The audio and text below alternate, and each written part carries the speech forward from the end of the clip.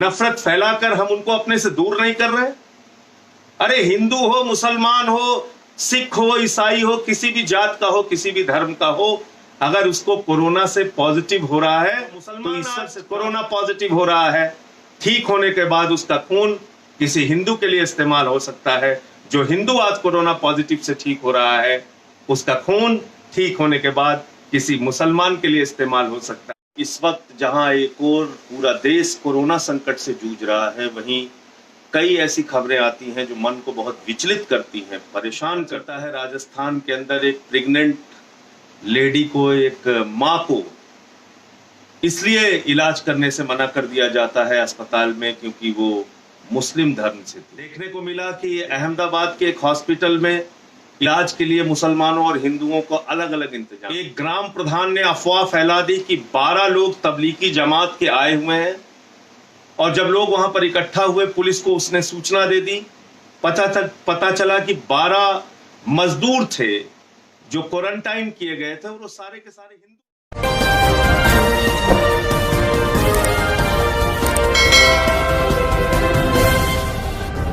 तड़का फूल लग जाए धक से। जय हिंद साथियों, इस वक्त जहां एक और पूरा देश कोरोना संकट से जूझ रहा है, वहीं कई ऐसी खबरें आती हैं जो मन को बहुत विचलित करती हैं, परेशान करती हैं। और ऐसी ही खबरें कई दिनों से देखने को मिल रही हैं।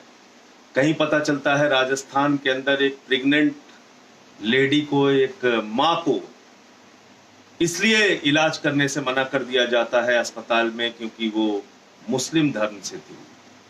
देखने को मिला कि अहमदाबाद के एक हॉस्पिटल में इलाज के लिए मुसलमानों और हिंदुओं को अलग अलग इंतजाम किया गया। ये भी देखने को मिला कि कोई ठेले वाला सब्जी बेचने जा रहा है तो उसको लोग इकट्ठा होकर पीट दे रहे हैं। लोगों से धर्म पूछकर सामान खरीदा जा रहा है। ये भी देखने को मिला कि उत्तर प्रदेश के कौशाम्बी जिले में एक ग्राम प्रधान ने अफवाह फैला दी कि 12 लोग तबलीगी जमात के आए हुए हैं, और जब लोग वहां पर इकट्ठा हुए पुलिस को उसने सूचना दे दी। पता चला कि 12 मजदूर थे जो क्वारंटाइन किए गए थे, और वो सारे के सारे हिंदू थे। ऐसे समय में जब कोरोना से पूरा देश जूझ रहा है, लड़ रहा है, सारी सरकारें दिन रात चिंतित हैं, लोग अलग अलग धार्मिक संस्थान, राजनीतिक पार्टियां, सामाजिक संस्थाएं, व्यक्तिगत तौर पे बहुत सारे लोगों की मदद करने में जुटे हैं।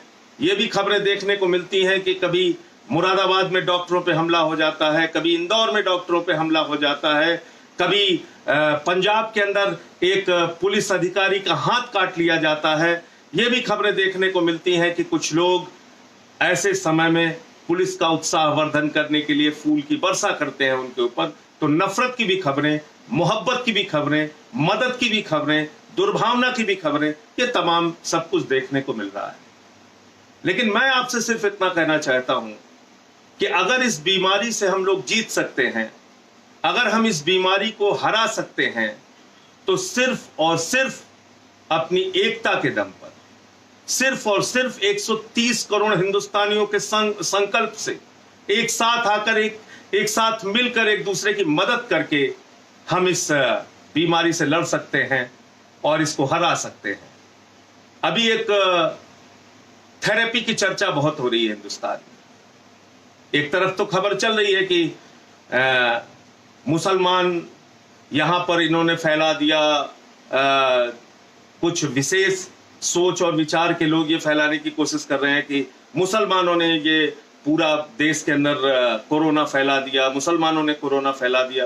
लेकिन इस बीच कुछ खबरें ऐसी भी आती हैं जिससे हमको सबक लेने की और सीख लेने की जरूरत है। एक खबर आई कि प्लाज्मा थेरेपी के जरिए कोरोना के गंभीर मरीजों का इलाज संभव है। प्लाज्मा थेरेपी के जरिए जो मरीज वेंटिलेटर पे हैं, जो जीवन मौत से जूझ रहे हैं, उनका इलाज संभव है।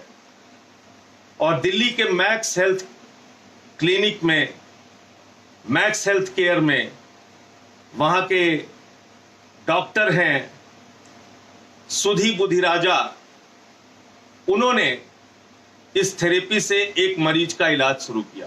मैं वो थोड़ा आपके बीच में पढ़ के सुना देना चाहता हूं। ये मैक्स हेल्थ केयर है, इसके क्लिनिकल डायरेक्टर हैं सुदीप बुधिराजा, डॉक्टर सुदीप बुधिराजा। इन्होंने प्लाज्मा थेरेपी का इस्तेमाल करके एक मरीज का इलाज शुरू किया और उसकी हालत में काफी हद तक सुधार हुआ है और डॉक्टर साहब का कहना है कि वो मरीज जल्द ही वेंटिलेटर से हटा लिया जाएगा। 1-2 दिन के अंदर अब उसको वेंटिलेटर की जरूरत नहीं पड़ेगी, उसके स्वास्थ्य में इतनी तेजी के साथ सुधार हो रहा है।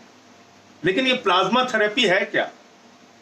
ये प्लाज्मा थेरेपी जिसकी चर्चा आज पूरी दुनिया में हो रही है, वो कोरोना संकट से लड़ने के लिए एक सबसे सटीक जरिया बन रहा है प्लाज्मा थेरेपी, एक सटीक इलाज बन रहा है प्लाज्मा थेरेपी। 100% इस पर कोई दावा नहीं कर सकता, लेकिन फिर भी इसमें काफी हद तक इलाज करने में सफलता मिल रही है कोरोना के गंभीर मरीजों को। प्लाज्मा थेरेपी के जरिए गंभीर से गंभीर मरीजों का इलाज शुरू होगा और वो ठीक किए जा सकते हैं, ऐसा डॉक्टरों का दावा है।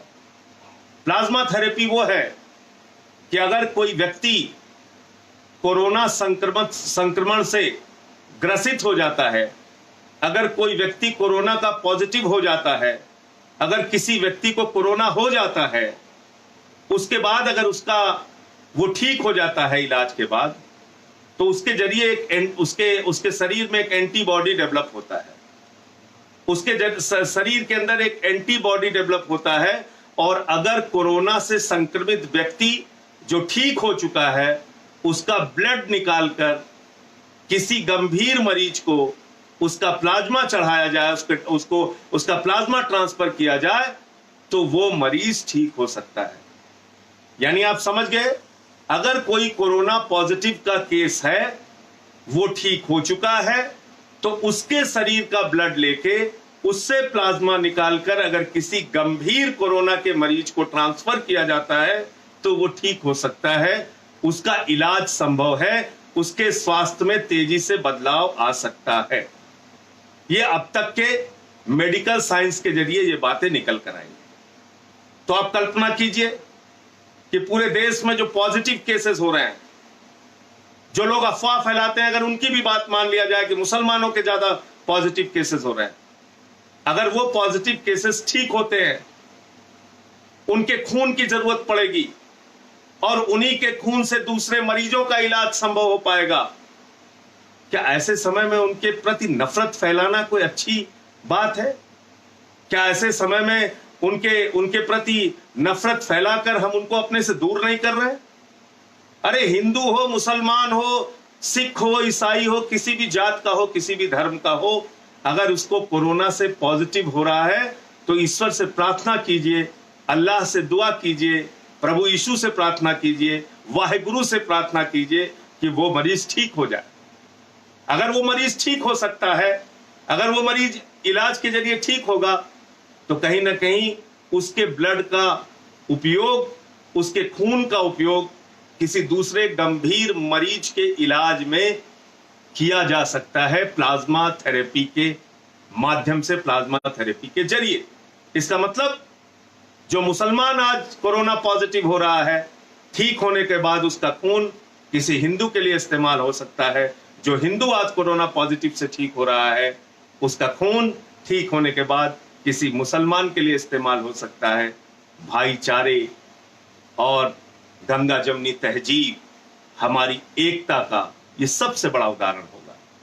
इसलिए साथियों और दोस्तों, आप लोगों से निवेदन है, ये काम बंद कीजिए और ऐसा करने वाले हर व्यक्ति का खुलकर विरोध कीजिए जो किसी ठेले वाले को, किसी सब्जी वाले को, किसी सामान बेचने वाले को, किसी छोटी मोटी दुकान करने वाले मुसलमान को ये कहकर परेशान करते हैं और उसका सामान फेंक देते हैं या उसके यहां से खरीदारी करना बंद कर देते हैं क्योंकि वो मुसलमान है। या फिर उन लोगों के भी विरोध में अपने स्वर बुलंद कीजिए जो लोग धर्म देखकर इलाज करते हैं, ये जानने के बाद कि ये मुसलमान है, उसका इलाज करने से अपना हाथ पीछे खींचते हैं। ये हमारी संस्कृति नहीं है, ये हमारी सभ्यता नहीं है, ये हिंदुस्तान की पहचान नहीं है। हम कहते हैं, अरविंद केजरीवाल जी हमेशा एक गीत गाते हैं, इंसान का इंसान से हो भाईचारा, यही पैगाम हमारा। हिंदुस्तान की गंगा जमनी तहजीब की यही पहचान है। हमारी एकता, हमारे भाईचारे की यही पहचान है। हिंदू धर्म जो वसुधैव कुटुंबकम की बात कहता है पूरा विश्व हमारा परिवार है। ये हमारे हिंदू धर्म की भी पहचान है। हम सबको अपने परिवार का एक सदस्य मानते हैं।